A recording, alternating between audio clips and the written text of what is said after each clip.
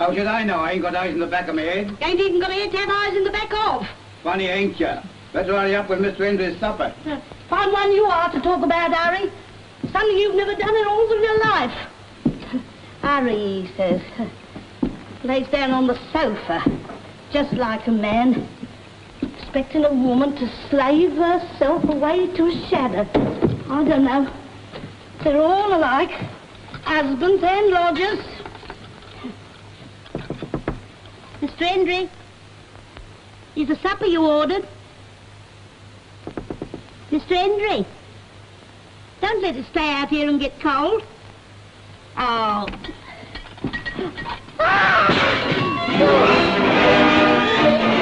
What's happened? It's down there. What's happened? C'est une méchante.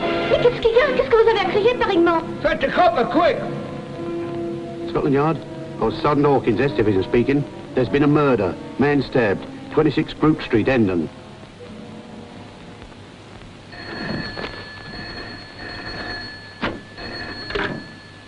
Hello? No, Inspector Hornleigh's not in. Well, he's busy in a very important job. Well, he told me that he was looking for a dull red Indian with a pointed bust. Ladies and gentlemen, will you turn to page 2 of the catalogue? Lot 17. Dull red Indian with kid bust. A very fine specimen. Have I any offers, gentlemen?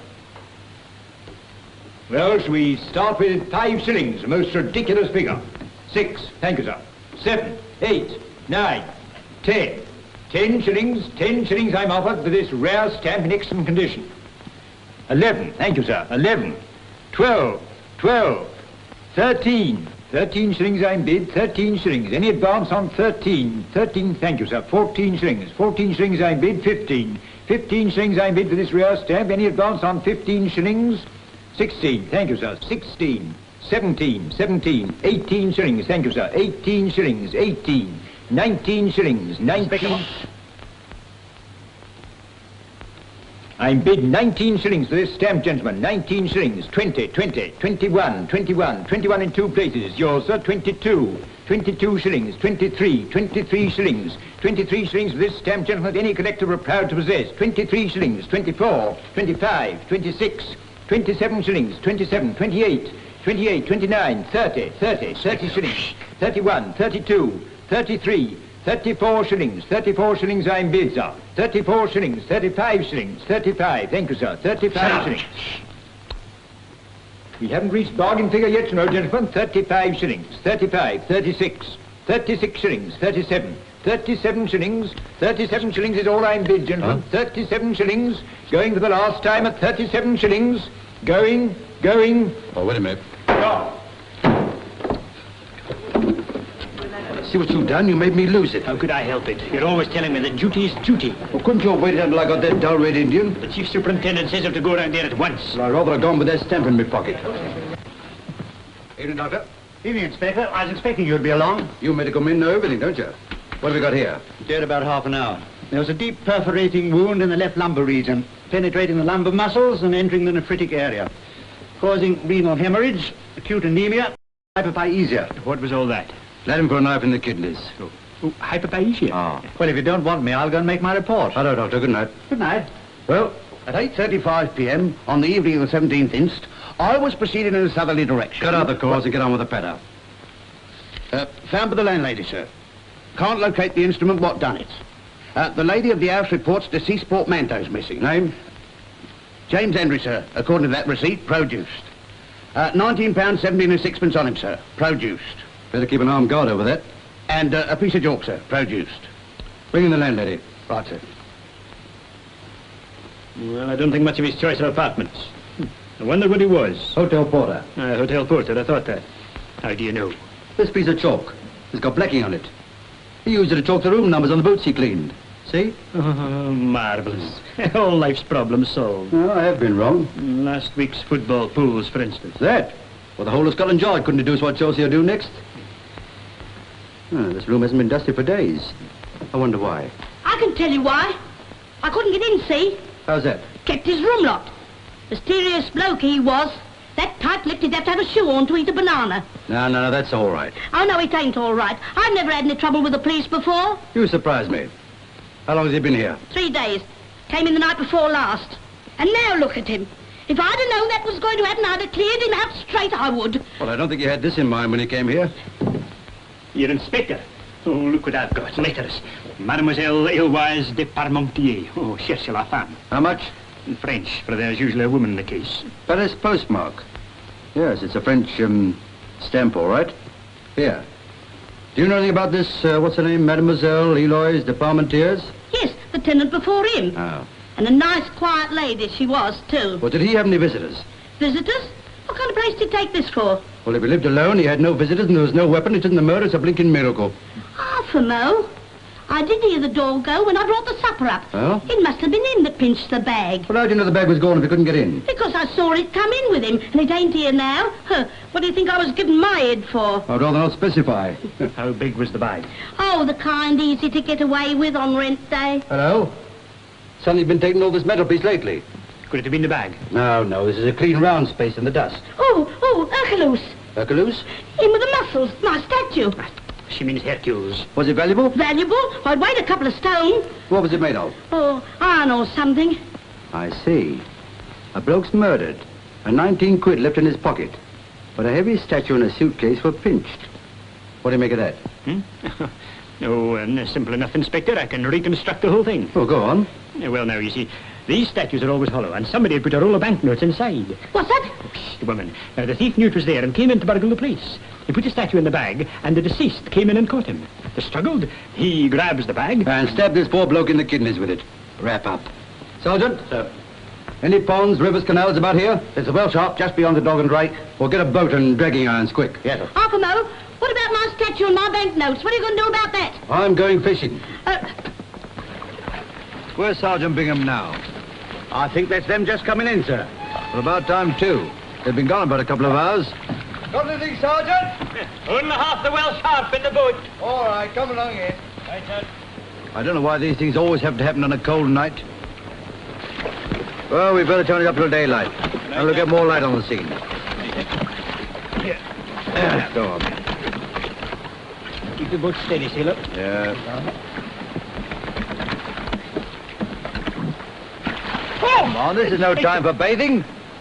Oh, here we are. Wait a minute. All right. Something's caught my foot. All right, well, leave your foot behind. Go on. I can't move it, sir. Just a minute. Oh, Come on, come on. I've got it.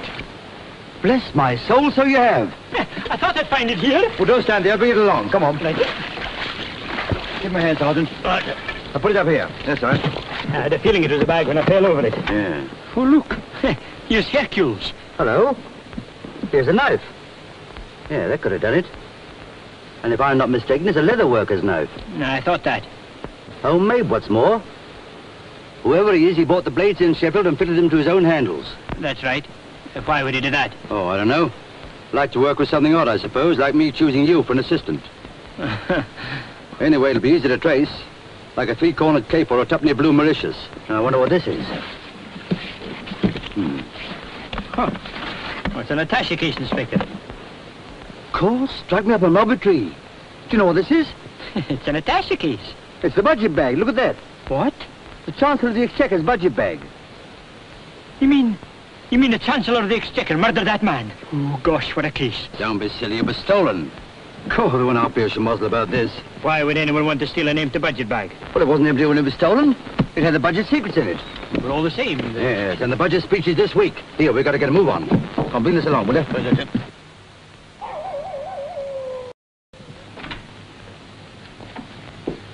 There's an Inspector Hornleigh to see you. Did you say Inspector? Yes, sir, from Scotland Yard. Well, what on earth? Show him in. Yes, sir.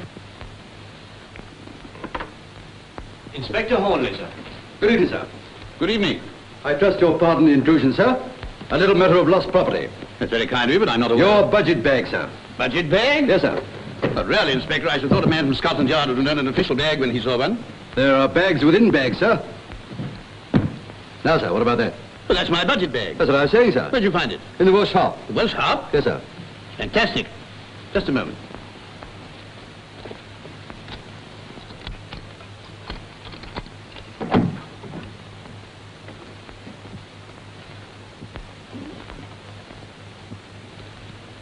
There's my bag. God, blind O'Reilly. You really are Inspector Hornleigh. Well, I'm beginning to wonder myself, sir. Would you mind opening it? Certainly.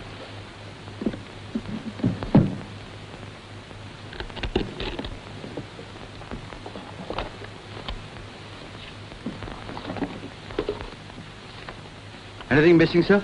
Nothing whatever. I see. It certainly is a remarkable imitation. Dench, have you any explanation of this? Aye, sir? No, just doesn't make sense to me. Why anyone should want to make a replica of my bag, I simply cannot understand. But they wouldn't have deceived me. I know that bag anywhere. Is that your bag, sir? Of course it is. You're quite sure, sir? My dear Inspector, I may be only a politician, but I can identify my own property. How, sir? Well, but that stain, for one thing. It's tea. I spilt some on it this afternoon. Yes, sir. But that's the dud. I mean the duplicate. What's this? Yes, sir. Look. That's astounding. Now, sir, where did you spill this tea? At a place called the Pheasant Inn. I usually drop in there on my way down here for a cup of tea each day. I think I've got it. Someone had switched the bags. When you were having your tea at the inn, it was the duplicate you had with you. That accounts for the stain. Yes, but the real one, where was that? Well, you see, sir, the thief was having a look at the documents. And when he'd learned all he wanted to know, he returned your property. In other words, someone is in possession of the budget secrets. I'm afraid so, sir. I don't like that, Inspector. Well, I'm not exactly ecstatic myself. But you realize how serious it is? I make my speech the day after tomorrow and I can't change the budget. You must find this man. Very good, sir. I'll go down to the Pheasant Inn right away. It might be a good idea if I go along with the inspector, sir. I'll be able to show him exactly where you were sitting. Excellent. Mr. Dench is my private secretary. He might be able to help you. No doubt, sir. Fine, I'll get my hat. Oh, by the way, sir, was there any particular item in this budget which might make someone anxious to get an early tip? My good man, one glance at those papers would enable anybody with a knowledge of finance to make an enormous fortune. At the same time, he might do irreparable damage to this country's credit and banking systems. Well, in that case, I'd better get hold of him before he lays hands on my post office balance. Oh, have you any idea, sir, who could have substituted the article? Not in the least. But it seems incredible to me that anybody should be allowed to rob the Chancellor of the Exchequer with impunity. Quite so, sir. Generally the other way around. Pheasant Inn? Let me speak to Miss Gordon, please. Oh, hold on a minute. Is that for me? No, Mr. Gordon, it's for Miss Anne. Boyfriend, I suppose. Hello? Hello, Peter. I haven't time to explain now, but the police are coming down to your place and I'll be with them. All right. Yes, I'll come in and play cards another evening. Right. Goodbye. I'll be with you in a moment, Inspector. Well, hurry up then. Hello. I wonder what game he plays, sir. Rummy? Peter seems to be a man of few words. I can't understand what he meant. That's because he's a politician. Bill, Hmm? have you had any trouble with anyone lately? Is this just sisterly affection or curiosity? But have you? Only with the bank manager. He wouldn't look on an overdraft as an ordinary debt. Bill, I'm serious. The police are on their way down. How'd you know? Peter's just told me. Did he say why? No. What can they want at this time of night? Oh, they probably want a drink. Are you sure it's nothing you've been doing? Why should it be me? Do I look like a criminal? Oh, don't be silly. Only you have an unfortunate habit of getting yourself into jams. Go on, rake up everything I've ever done. You make me tired.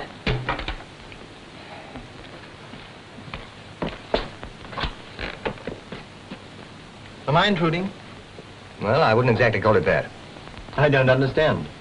Don't you? Well, think it over. You'll probably get my meaning. Is something the matter, Miss Gordon? No, nothing. Did you want to speak to me? Well, I thought perhaps that I might be of some assistance. It's very kind of you, but really it isn't anything. But if the police are coming down? Then you did hear what we were saying. I happened to pick up the extension phone. I couldn't help hearing what Mr. Dench said. Will I be locking up, miss? Not yet, Alfred. We're expecting the police. The police? And what are they after? I don't know. Have you anything on your conscience? Ne'er a thing, miss. When will they be here? In a few minutes. All right, miss. I'll keep an eye out for them. Good evening, sir. Anything? Good evening, Mr. Dench. Evening, Alfred. Quite a nice wee pub, this. All wee pubs are nice, given the time and place.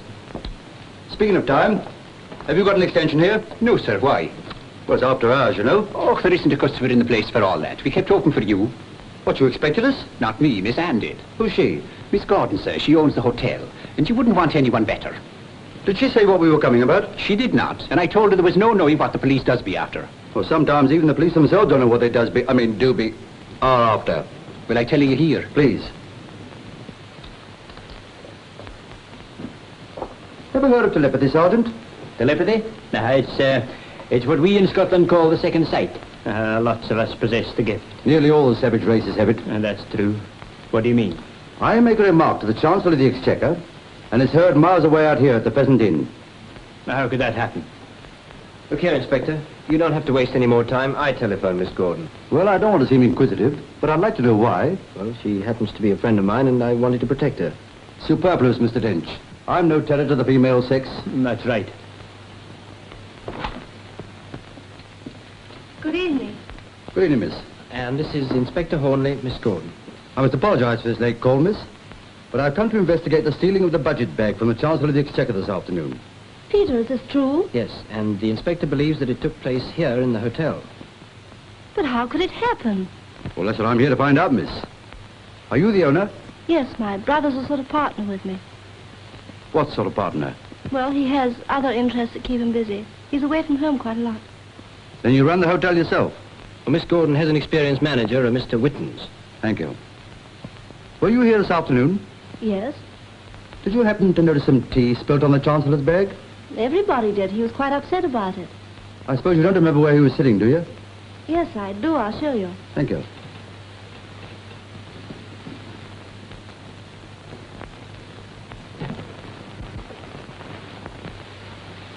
This was the table, wasn't it, Peter? Mm-hmm. Mr. Wittens came in with the Chancellor and then went away. Would you mind taking the same chair the Chancellor used? He sat here and I sat opposite. I see. Sergeant, give Mr. Dench the budget bag. Right, sir. You might place it in the same spot it was this afternoon. That's about right, as far as I remember. Were there many people in the room at the time? Oh, about a dozen, I suppose. Nobody sat anywhere near us except... Except who? Bill. Mr. Gordon. He sat there. I'll remember that. But surely the Chancellor wasn't wearing his coat at the table? No, he took it off before. What about his hat? Where did he take his coat off? Why, out in the hall. I'd like to see the exact spot.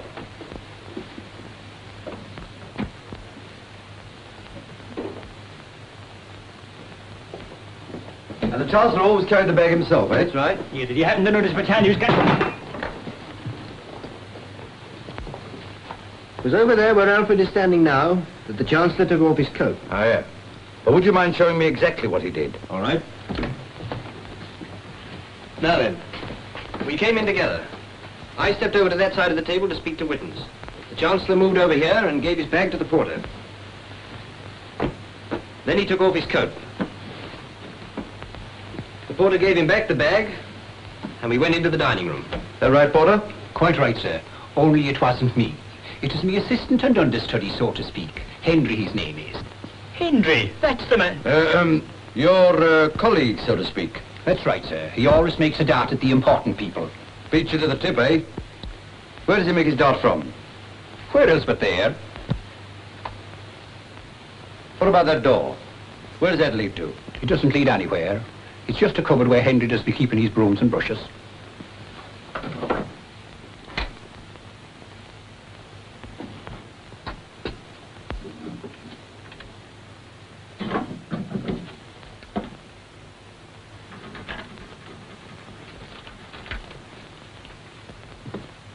Do you happen to know where Henry is now? I do not. All I know is I'm doing his work. Then he doesn't live on the premises? Oh, yes, he does. But every night since Sunday, he's gone up to his sister's place in London, with Mr. Wittens' permission. Where is his sister's place? Sure, I don't know, but it's somewhere in London. Miss Gordon, do you mind if I take a look at this man Henry's room? Not at all. Alfred will show you the way. Thank you, miss. This way, Inspector. Oh, take the budget back to the car. We'll leave with the driver. Right, sir.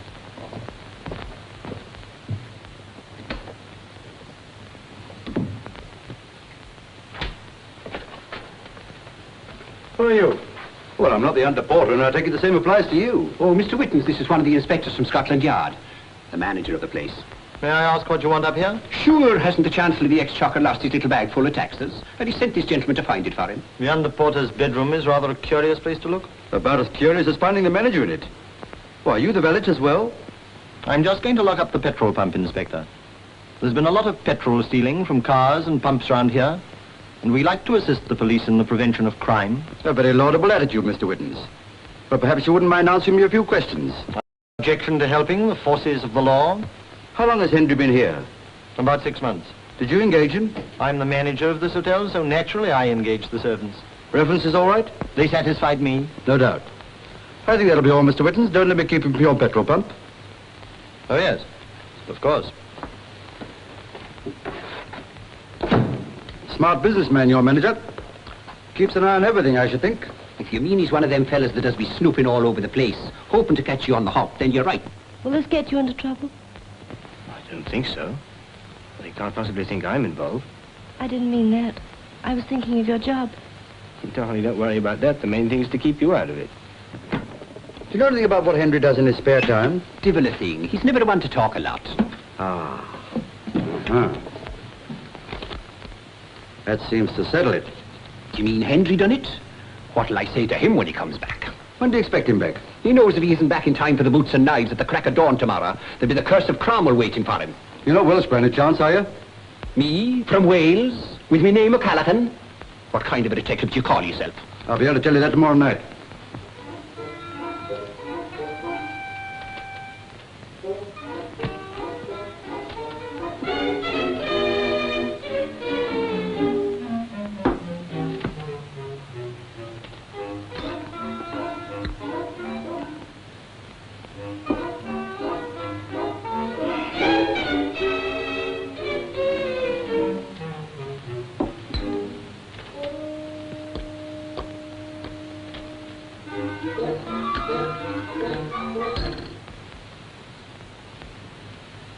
Dench, my boy, the budget doesn't mean...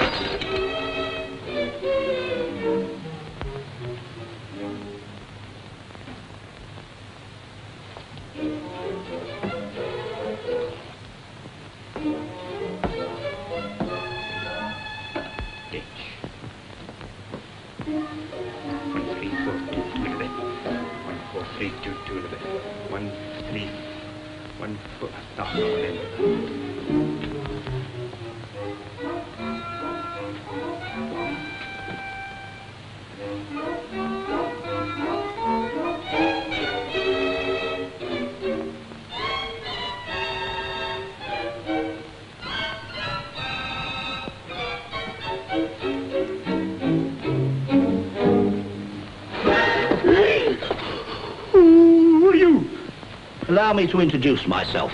Holt's the name, travelling representative of Messrs. Thurby and Smith, textile manufacturers. And what were you representing out there? I just stepped into the garden to see the curtains. Do you have to be in the dark to do that? It helps. You see, you can tell what sort the material is by looking at the light through it. Well, it looks pretty thin to me. Thick or thin, there's nothing I don't know about textiles. I can clothe you from the cradle to the grave, sir. Oh, could you? Well, you're a bit late for the first and a bit premature for the second. Here, Inspector. Come here and look what I found. Good evening, sir. Good evening. Who's this, Sergeant? Well, he says he's a travelling representative of the textile industry. Aye. And in my opinion, he's pretty strong in fabrications. Your sparring partner doubts my bona fides, sir. And who wouldn't? I found him cowering behind the curtains. I feel perfectly certain Inspector Hornleigh will be satisfied with my explanation. How do you know my name? Well, I must have seen you before, sir. And I always remember faces, even ordinary ones. Evidently, you don't remember me. I always go on the motto that some things are best forgotten, even if they can't be forgiven. Are you staying in this hotel? Yes, as a matter of fact, I'm hoping to have a few words with Mr. Gordon. Ah. Where is Mr. Gordon? In the bar, Inspector. I'll take you along. Thank you, it isn't necessary. I never had any difficulty in finding my way to a bar yet. That's right. Here, you try and get some interesting facts on the textile trade. They'll look well in your notebook. I will, sir. I'm just dying to interrogate him. Hello. Am I right in supposing all the gentlemen from Scotland Yard? Quite right, sir. You're Mr. Gordon, I presume. That's right. If I didn't know you come about the budget bag, I'd take you for one of the vice squad. Well, I hope it isn't familiarity that caused you to make that error. But how did you know I came about the budget bag?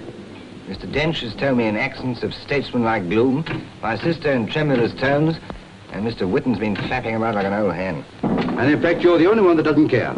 Exactly, Inspector. I've made so little money in the past year, the budget doesn't mean a thing to me. I congratulate you. Now, sir, if If you could spare a minute from this game of chance. Skill, Inspector. Look, I'm home. Yeah, but the point is, were you at home all the evening? No, Inspector, I wasn't. I took my sister up to town. She went to see some friends, and what do you think I did? I wouldn't like to say. I went to a show. A variety show. There's the kind of order my ticket. That's the perfect alibi, isn't it? Yeah, it would be if this ticket came out of a time clock, which it doesn't.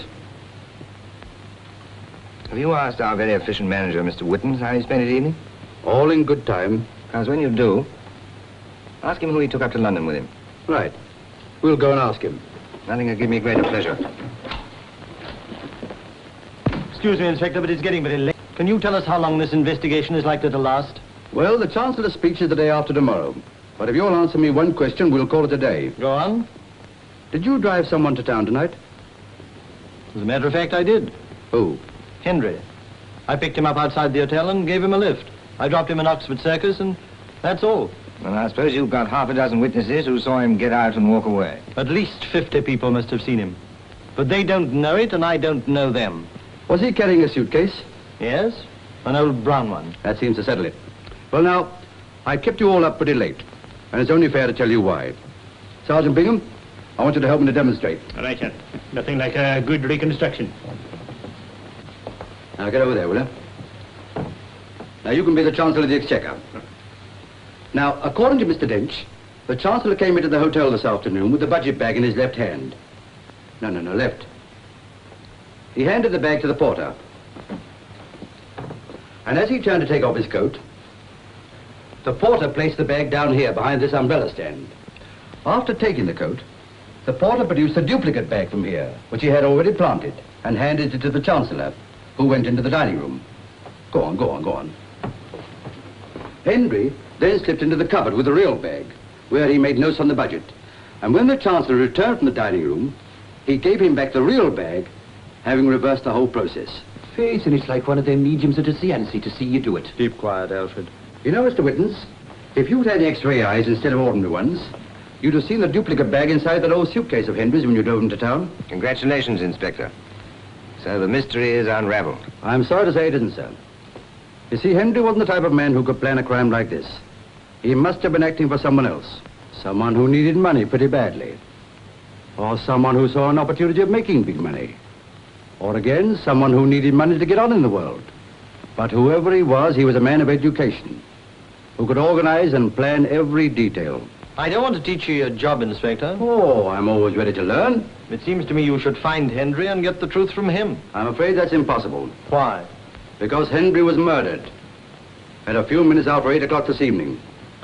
Now, this isn't what you might call a pleasant sight, but it's the knife that killed Henry.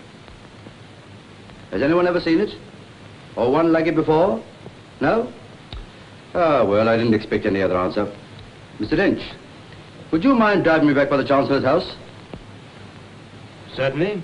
Sergeant, get back to the yard in the car. Put this in the bag and hand the whole lot over to fingerprints. Right, sir. And look sharp about it. Yes, sir. Tell him I want to report first thing in the morning. Yes, sir. Good night, Miss Gordon. Good night, all. I expect we shall meet again very soon. Good night. It's a funny thing. The first time I'm giving a car to myself, and it breaks down. Well, I can't think what's wrong with it. There'll be any petrol. Oh, I filled up before we left the yard. Never mind, look and see. I know I took on 10 gallons. Blimey, it's empty. It's what? Sergeant, listen, this is a miracle. I could swear Oh, wrap up. So if it's a taxi, Sergeant? No, they might not allow it in my expense sheet. Now, walk to a bus. Well, what about this here statue? Gonna take it with you? What? Me lug that thing all over London? What do you think I am? Monumental Mason? Will I come with you, Sergeant? What for? Well, it's this alley. It's a bit morbid. What's the matter? Afraid of being left alone? Not me, it's you I'm thinking of. All by yourself. With that there bag. You listen. Many's a winter's night I've tramped the lonely moors of bonny Scotland. And it's not likely I'd be frightened in a dirty wee London side street. You stay here and take care of that statue till I send you some petrol. Yes, Sergeant.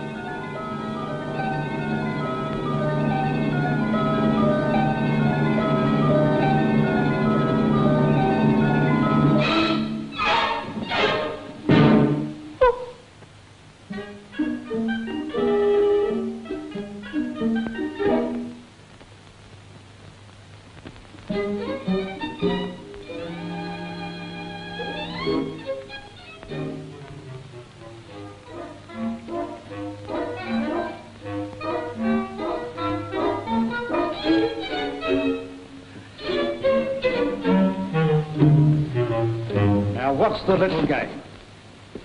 A fine time for you to arrive. But what's it all about? Don't bother me. Huh? Oh, I see. You want your little button. Don't touch it. Now see what you've done. You've ruined the fingerprints in my clue. Oh, it's a clue, is it? Who do you think you are, Charlie Chan? I'm Sergeant Bingham of the CID. An attempt has been made in my life, and as usual, the man in uniform turns up too late. Is that so? You'll hear more about this in the morning. And so will I.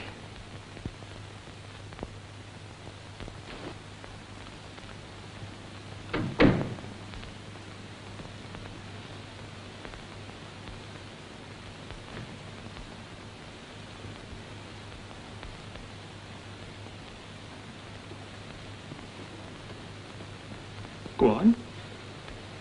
Say it. Say what you're thinking. There aren't any words for it. Not in any language. I'm very sorry, Inspector.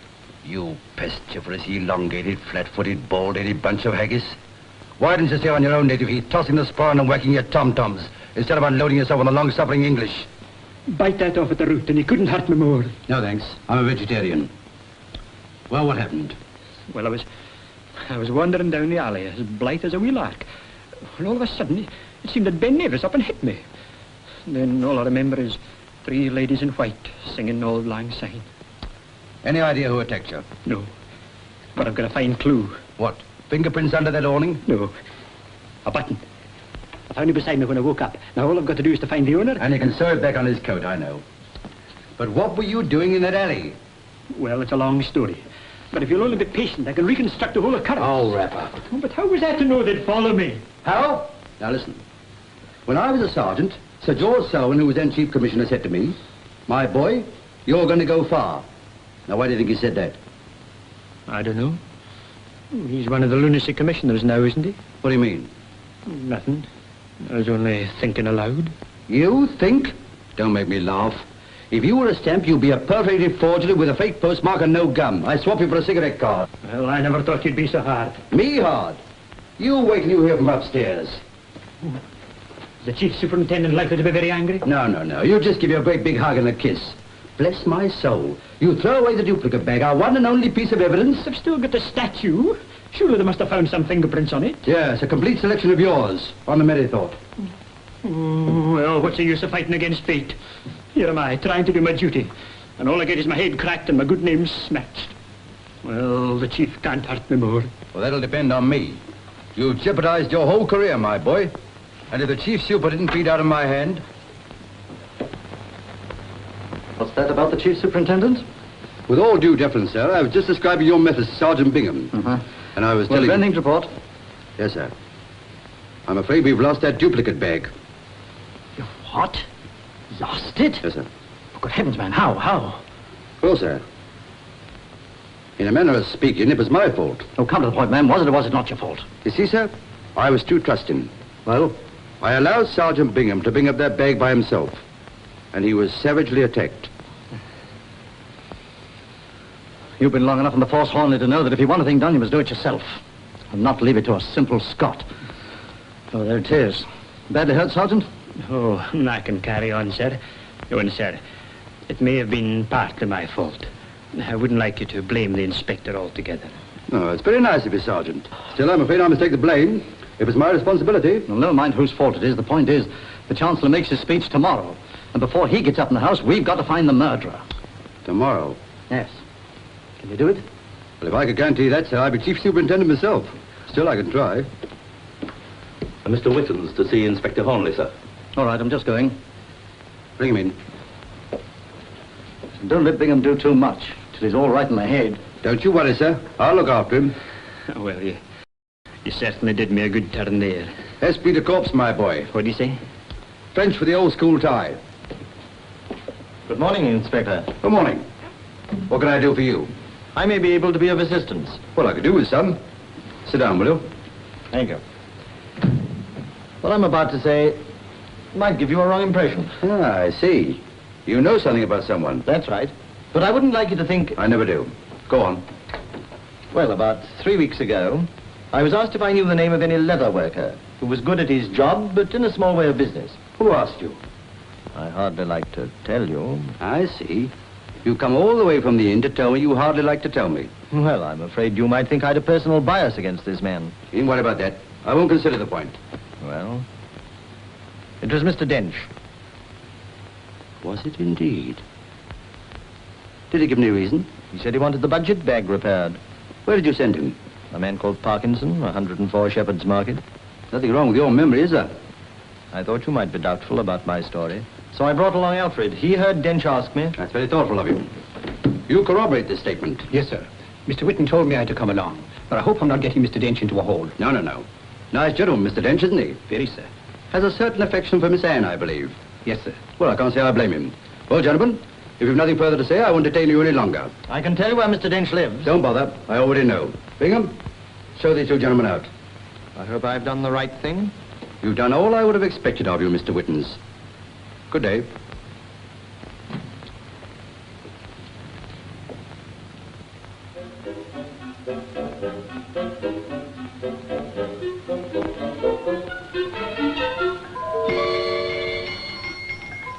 Good morning, sir. And what can I do for you? Well, if that's the best act you can put on when somebody comes in, we'll all be booked to appear at the Old Bailey. Why did you do it? Why did you have to do that? What are you talking about? Henry, it's in the papers. You don't think I had anything to do with that, do you? It's awful. He's dead. I know. Well, I'm just as upset as you are. After all, he was one of us. That's what frightens me. Suppose the police find out. The police won't find out anything unless you start talking. You swore that nothing could go wrong. Well, nothing has gone wrong. As far as we're concerned. Yes, but suppose they get onto us. Don't you think we ought to tell the police? What? Tell them our story first, before they find out. Now, listen. If you go to the police, you'll only go once. You understand? Yes. Good. Well, I mustn't be seen hanging around here. If the police come, just behave like a fool who knows nothing. It ought to be easy.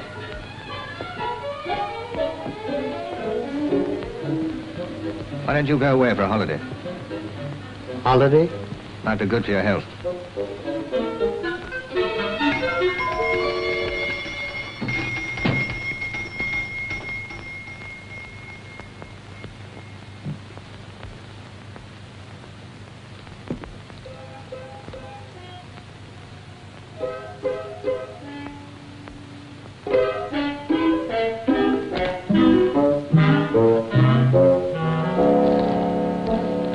Whitehall, 1212.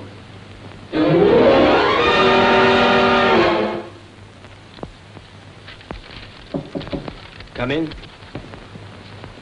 Good morning, Mr. Dench. Oh, good morning, Inspector. You're about early? Oh, we don't call this early over the yard, sir. Tell me, is there any news? No, not yet. Well, there are one or two things I'd like to ask you, if you don't mind. Certainly. Won't you sit down? Thank you, sir. I'm sorry to trouble you, but it's rather important to get all the facts. And there's something I want to check up on, about this budget bag. Oh, yes? I understand you had it repaired lately. As a matter of fact, I did. Why? Well, you didn't think of mentioning it last night, did you? Oh, that was a month ago.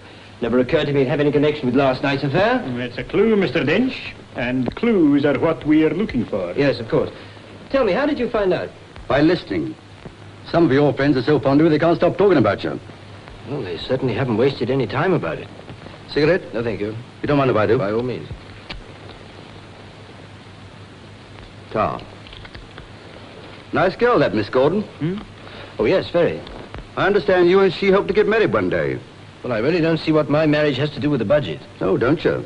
The budget's got quite a lot to do with matrimony. For instance, they make an allowance for a wife, don't they? And then there's the little ones. Well, that's very kind of you to take so much interest in my future. Oh, under my somewhat rugged exterior, there's quite a lot of romance. Getting married soon? When I'm in a position to. And very sensible, too, if I may say so. Gives you a motive to get on, doesn't it? I suppose you know quite a lot of people who are well up in the financial world? Yes, of course. Now, listen, Inspector. It must be obvious to a man of your intelligence that I wouldn't go to the inn to steal the budget secrets. Why, they're at my elbow every day in the Chancellor's house. You know, it's a funny thing.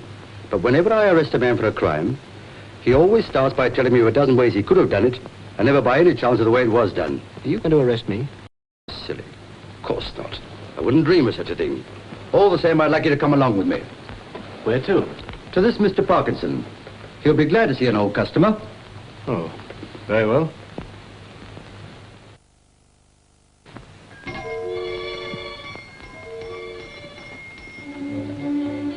Shop! Customers?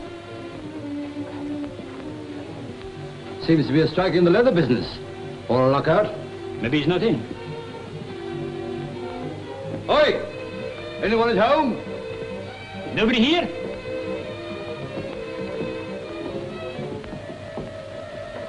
Funny smell. Wonder what it is. Cheese. Oh, no, it's not. I know. It's leather. Go on. Well, did you find anything? Only that Mr. Parkinson isn't in his bar. Is that the bathroom? Yes, in a manner of speaking. Yeah, you better go and... Hello? That's funny. What?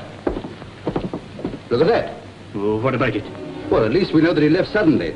Just what I was thinking. How do you know? Well, he left this off the hook. Hello? Hello? Go away. Hello, is exchange? Yes, I know. How long has the receiver been off? Inspector, quick!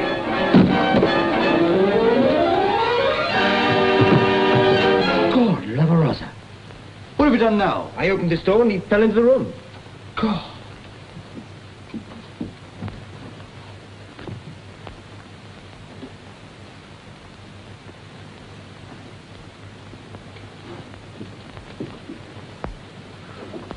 Why did you come in here? I was looking for Parkinson. You found him, all right. You don't suppose I'd be mad enough to kill a man with a couple of detectives at my elbow, do you? Don't ask me, I'm only a policeman. That's right. Ever seen anything like this before? The other man was killed with a knife like that. How do you know it isn't the very same knife that killed Henry? Well, I hardly think the inspector would have given it back to the murderer. Besides, every knife on that bench is exactly the same. You seem to know all the answers. Ever been in here before? Nope, only in the shop. Take it, will you? Yeah.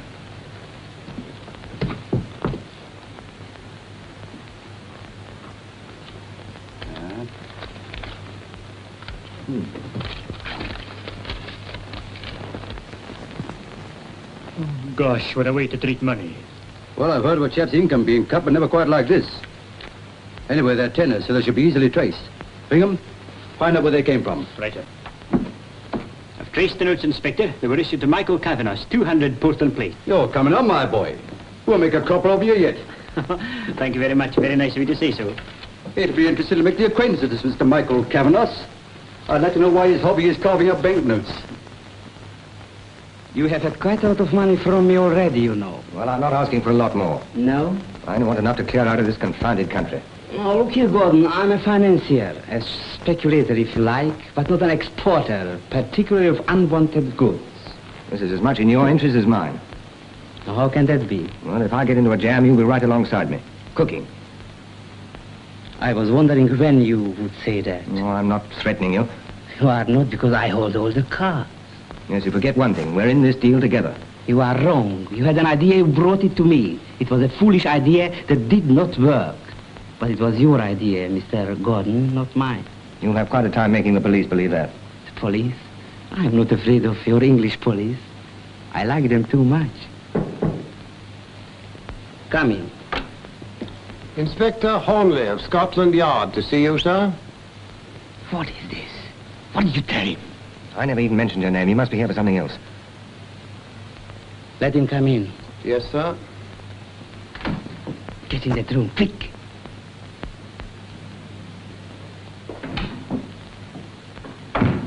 Inspector Hornleigh and Sergeant Bingham, sir.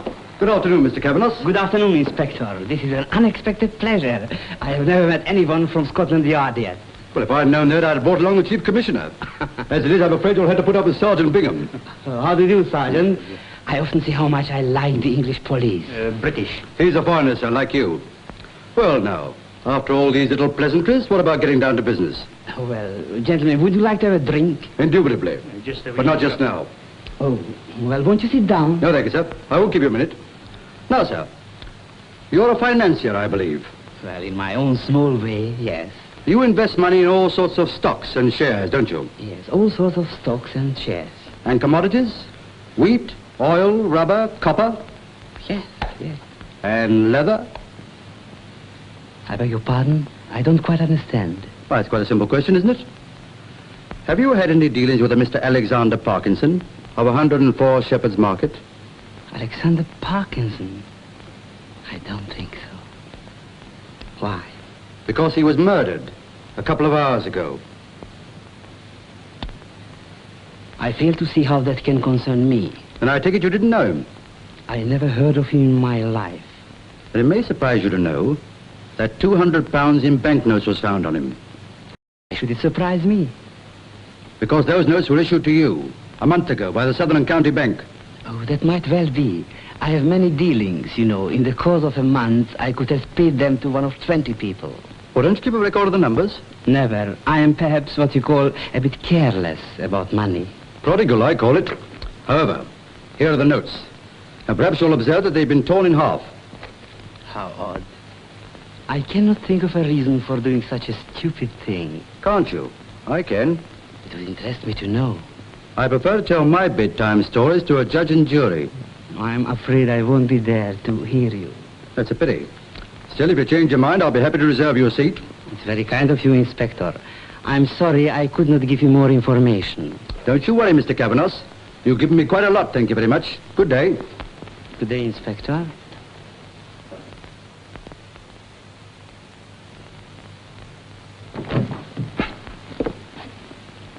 You've heard what he said? Yes, every word. How you found out all that in the time defeats me. Did you know that Parkinson has been murdered? No more than you. What do you mean? Just this. That if I'm innocent, then so are you. But if they pin it on me, there'll be two of us in the dock. It's just possible that for once you are right. What do you want? What I asked for before. Give me some money and I'll clear out.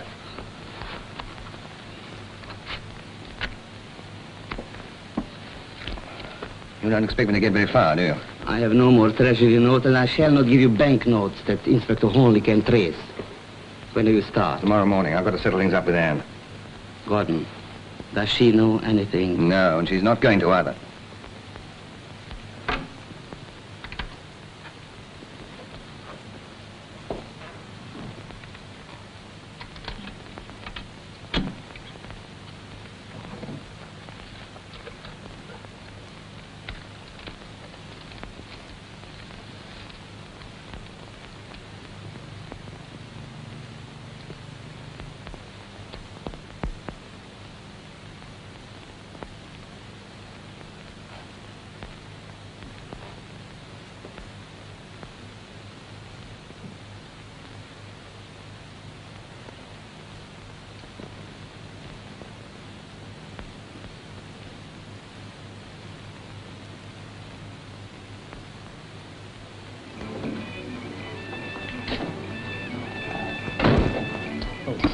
Any luck, Inspector?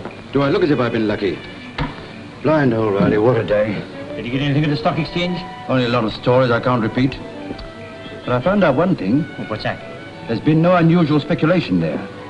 That means the thief is afraid to use his knowledge. Well, that's one feather in their caps. Well, you can stick your feather where you like. What I want is the murderer.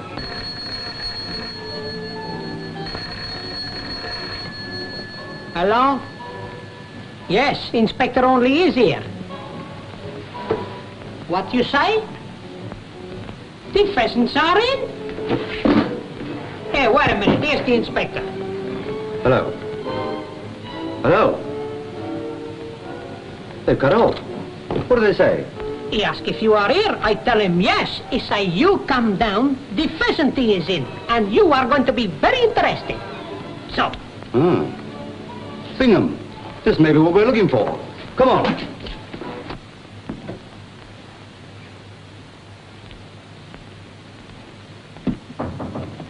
Anne?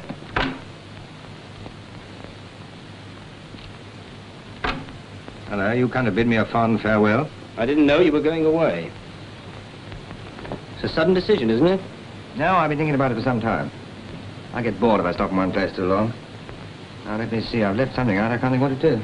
This? Hello, wait a... No, that isn't mine. It's got your initials on the other side. Oh, so it has. Funny, for a moment I thought it wasn't mine. Where did you get it? I found it. Oh, where? In Parkinson's shop. What? It was on the bench where he keeps his knives. Well, that's not bad, even for a politician. This isn't a joke, Bill. And I'm not laughing. Were you in Parkinson's shop today? No, I wasn't. What should I be doing in Parkinson's shop? Do you know he's been murdered? Yes. Anne told me after you telephoned her. How did your lighter get there? Well, I don't know. I've been looking for it. Matter of fact, I've been using matches. If I were you, Bill, I'd go to the police right away. Oh, why? Hornleigh knew first thing this morning that I'd had the budget bag repaired at Parkinson's. How long do you think it's going to take him to find out that you were there? I should tell him first. And I tell you, I've never been near the place. Bill, you've told too many lies to Anne for me to believe you. That lighter proves something, doesn't it? Yes, you're right. If what you say could possibly be true, it proves that you're an accessory after the fact of murder. On your own showing, you've withheld important evidence from the police. Only because I don't believe you murdered Parkinson. Oh, thanks. And just how did you arrive at that charitable decision? Because you haven't the nerve. You can cheat and lie and brag about your wonderful get-rich-quick schemes, but killing a man is another thing. You wouldn't risk your neck.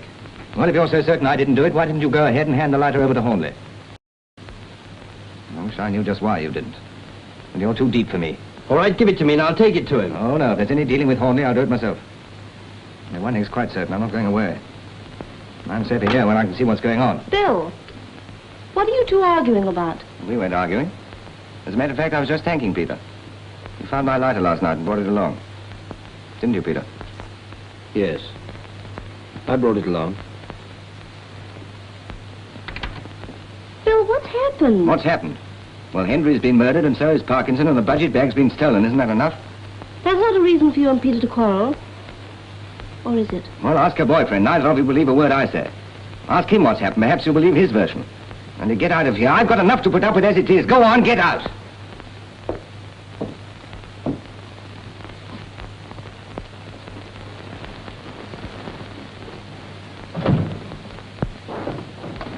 Good evening, sir. Where is Mr. Gordon? He's up in his room, sir. Will I tell him you want him? No, just show me to his room. But who shall I... Very good, sir.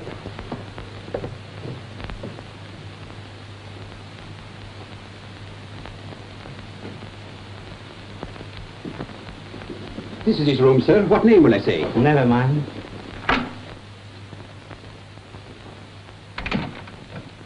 What are you doing here? You do not want to see me? Well, you've always said it was dangerous for you to come down here. Why choose now of all times? I've heard you change your mind and decided to stay at home. Who told you that? A friend? I didn't know you had one. You must leave at once. And I suppose your friend thinks that too. What he thinks is nothing. It is what I say. Well, for the present, I stay right where I am. Gordon, I'm thinking for your good.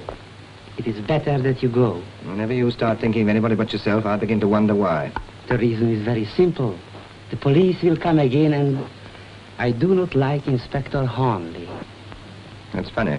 I've taken quite a fancy to him. In fact, I'm thinking of having a little chat with him. What's that? I never know whether you English are serious, joking, or mad. Well, I'm serious this time. It's got me down. Yesterday it seemed quite easy. Today it's beyond me. You think it'll be easy if you tell the police?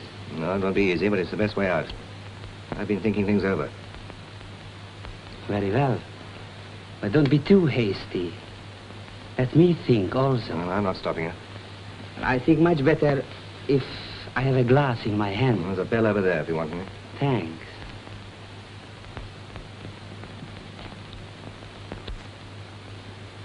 Tell me, what is it you have been thinking? I've been doing some sums in my head. Subtraction and addition. I don't understand. Well, there were 4 of us in this deal when we started. Henry and Parkinson and you and I. You count me as one. Well, Parkinson's dead and Henry's dead. That leaves just the 2 of us. Well, I'd just as soon be the last. Are you suggesting that I have anything to do with these murders? I'm only suggesting that somebody's playing rather a nasty game. Do you remember this? Of course I do. I gave it to you. After that share deal. Well, strange as it may seem, Dench found it and returned it to me this evening. Well, why shouldn't he? He said he found it in the room in which Parkinson had been murdered. But you told me you hadn't been there. Well, whether I've been there or not, I didn't leave my lighter there. How could Dench find it? If what he says is true, somebody planted it there. Somebody who'd like to see me hanged. And this someone is Dench. Well, it might be and it might not. Of course it is. The story about finding it must be a lie. I wonder. Come in. You rang, sir? Just bring me a white lady, please. And you? Same as usual, please, Alfred. Yes, sir. Oh, that's odd. What is? Now I know why I thought it wasn't mine when Dench first gave it to me. Let me see. No, it's no concern of yours, old boy. Well, perhaps it is. Anyway, all I've got to do is to put one question in a certain quarter to find out who's been trying to frame me, and that's the man the police are after. What do you mean to do? See Hornleigh. He'll be glad to know I can put him on to the man that murdered Parkinson. Who cares about Parkinson? I'm tired of his name. I say you better let the police do their own dirty work. And I tell you, I'm going to see Hornleigh as soon as I can. Excuse me, Mr. Wittens, sir, but there's a brandy and ginger and a white lady to go up to Mr. Gordon's room. Has Mr. Gordon a visitor? Yes, sir, a gentleman I never saw before. He's up in his room. Excuse me. Have you locked up the petrol pumps? Wasn't it on the tip of your tongue to say I hadn't? Well, go and do it at once. I will, sir.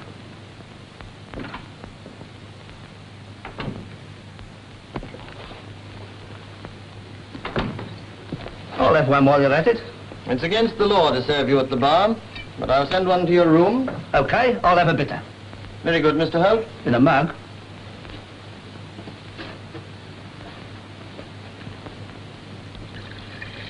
The law doesn't say we can't talk in here, does it? No. Anything wrong? Plenty. A budget bag, for instance. Now, be a sport. Who are the coppers after? I'm not in their confidence, Mr. Holt. Well, my money's on Dench. He's the only one that knew his nibs was coming here to tea. And what with that young madam making eyes at him, the hotel was his to do as he liked him. You've no right to talk like that about Miss Gordon. Oh, so that's the idea. You're running in the same race, are you? If you can't keep a decent tongue in your head, you'd better find another hotel. No offence meant, Mr. Wittens. No offence. And nothing you can say will make me change my mind. Is it your final word? Absolutely. I'm even prepared to go to jail for a couple of years. But I am not. Drinks, Mr. Gordon. Oh, thanks. Put it down there, will you?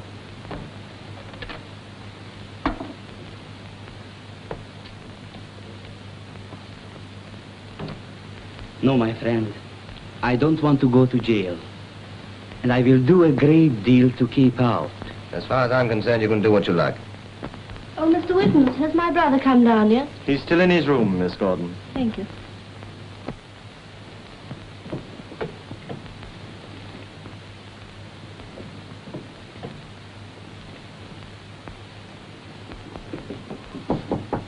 Bill? Bill?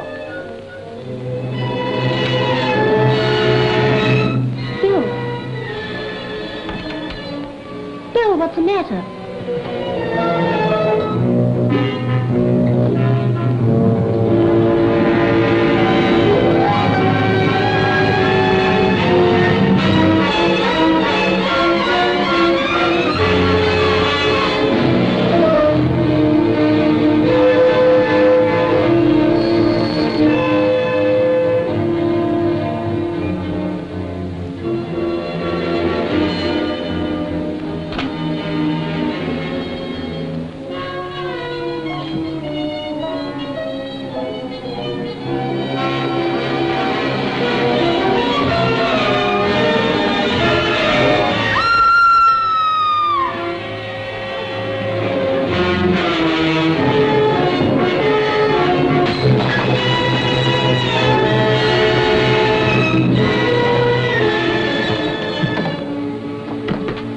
Mr. Kavanos? Yes, I heard a scream downstairs. Well, I heard one upstairs. Hold him. And don't let anybody up or down these stairs.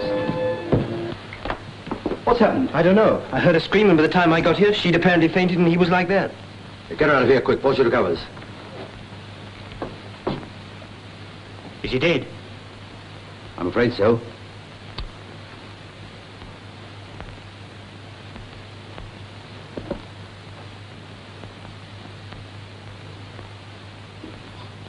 Prussic acid. Gosh, who do you think did it? Kavanos? Well, I wouldn't put it past him. But why would anyone want to put prussic acid in his drink? Well, to save his own skin, I suppose. You look after this. Then ring up the local station. Tell them to send a doctor along, quick. Right.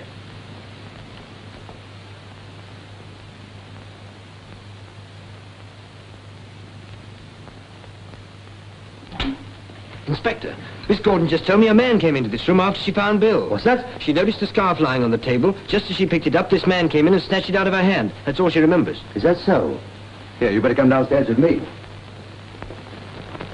Look here, Sergeant, you can treat these people as you like, but I am a man of influence. I am well known. Not as well known as you will be, Mr. Kavanos. You'll be on every front page unless you do a bit of explaining. But I know nothing. I came here tonight to talk with Gordon. Then I left him, I came downstairs. Because you heard screams all over the house. No, I realized I had forgotten my scarf. So I went back and I found Gordon in the chair, his sister by him.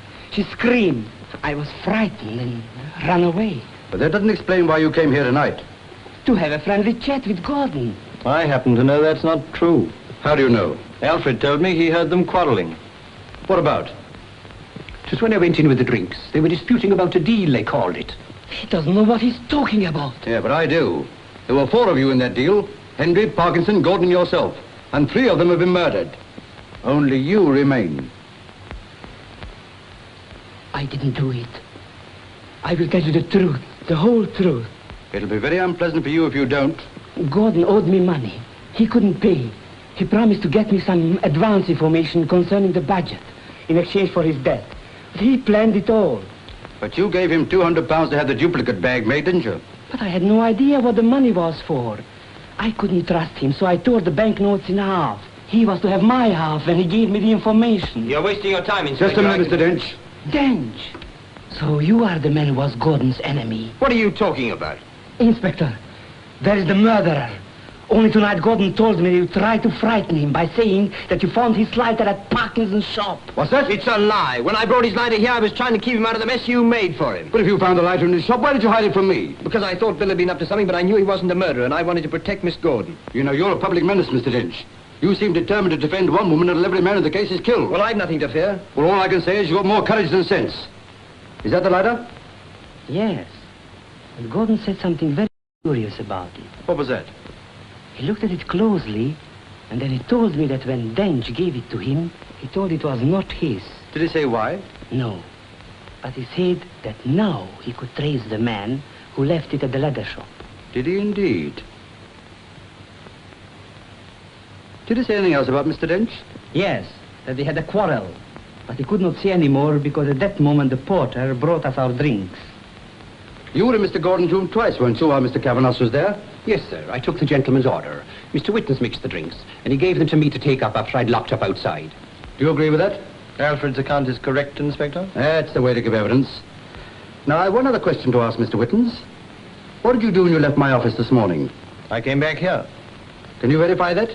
Yes, sir. He was on his way when I went to catch me bus. Oh, then you didn't come back together. No. I had some business to do. I'd forgotten that. I don't know what your business was, but when you were doing it, Parkinson was murdered. I imagine that at least 2 million other men were going about their business in London at the same time. That's true. But they didn't know Parkinson, and I believe you did. I knew him well. I sent Mr. Dench to him. Have you been in Gordon's room tonight? No. Then I take it that nobody but Mr. Kavanos and Mr. Dench have been there since Gordon was killed. Mr. Wittens, you were here when Henry changed the budget bags and could have seen the switch. You afterwards drove him to town. But we've only your word for it that you dropped him at Oxford Circus and didn't follow him and kill him. So that's what you think? Also, when I was here last night, you heard me say that I'd found the bag in the Welsh harp, didn't you? I did. Now, you could have drained the petrol from the car and attacked Sergeant Bingham in order to get the knife, which, being of a very unusual pattern, could be easily traced to Parkinson. So far, I follow you, Inspector. The next thing was to be sure of silencing Parkinson. And you were on your own in London when he was killed. This is all very interesting. Tonight, hearing Gordon say that he could trace the man who tried to frame him with this, you could have killed him as the other men had been killed. Very clever deduction, Inspector. But all you've said could equally apply to Mr. Dench, or Alfred, or even Mr. Holt. See, my name's been brought into this, Inspector. I better tell you who I am. You don't need to. You're a private detective from the Circle Agency. Your usual line is divorce, and you're known as Keyhole Charlie or the Correspondent's Curse. And what's more, you're the 5th man in Mr. Kavanos' syndicate. Oh, no. I was sent here by Mr. Kavanos to keep an eye on Gordon to see he didn't do a bit of double-crossing. And if you want a tip from a fellow detective only, Dench is your man. He talks a lot about protecting his young lady, but I'll bet he was trying to protect himself. I wouldn't bet on that. If Mr. Dench was protecting himself, he wouldn't have brought the lighter back to Gordon. He'd have turned it over to me. I tell you, Inspector, it must have been this man. He was in the room when Bill Gordon died. But I didn't kill him. I believe almost anything of Mr. Kavanos, but I can't believe he attacked Bingham when he couldn't have known we had the knife. As to Mr. Holt, he didn't know I was going to Parkinson, but you did. Have you anything else to say? If I'd been going to kill Parkinson, would I have gone to the yard and told you about him? And if I'd been going to kill Gordon, would I have telephoned you to come down here? Why did you telephone? Because I knew Bill Gordon meant to run away. I thought it was you who phoned. I've been waiting for you to say so. I'm sorry to have had to use you to prove that only one man could have committed all 3 murders. And that man is you. What's that? Every word that I've said to Wittens applies to you. You weren't in the original syndicate, but you saw Henry change the bags, thought you might benefit, and so you killed him. It's a lie. Ever since you knew I'd found the knife, you've been trying to save your neck. When you left my office, you knew I was about to go to Parkinson, who could tell me he'd given you the knife. So you killed him. And tonight, when you realized that Gordon could trace you by the lighter, you killed him. You're crazy. I tell you, you're wrong. Mr. Wittens said anyone might have done it. Didn't he mix the drinks? And wasn't Holt in the bar with them? And the foreign gentleman up above in the room. Any one of them could have put the poison in the brandy. How do you know there was poison in the brandy? The other men were killed with a knife. Nobody said how Gordon died? I thought. No, you knew because you put the poison there. So you think yourself clever, tricking me into saying something I didn't mean? Only because I already knew that you'd killed these men. And how did you know? From this. If you look at it closely, you'll see that it has a luminous dial and plain hands. That means the glass and hands have been broken, and new ones put in a hurry. Evidently, the jeweler had no luminous hands in stock. You'd broken this watch, and not wanting a row from Gordon, you had it repaired on the quiet. And it was in your pocket when you killed Parkinson. Then you had what you thought was a brilliant idea, to leave it there in order to throw suspicion on Gordon. It's a pack of lies. Oh, well, if it is, we can easily trace the jeweler. He'll tell us. He'll tell you nothing, for you won't be there to ask him. I took this from the British in the troubles in Dublin, and faith, I'll let you British have it back. And if you tried to stop me, we'd all go together.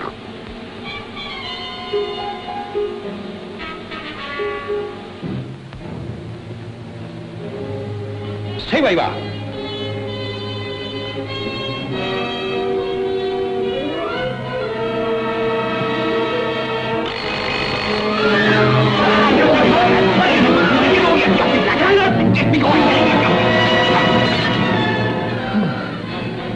Well, that's that. Not yet.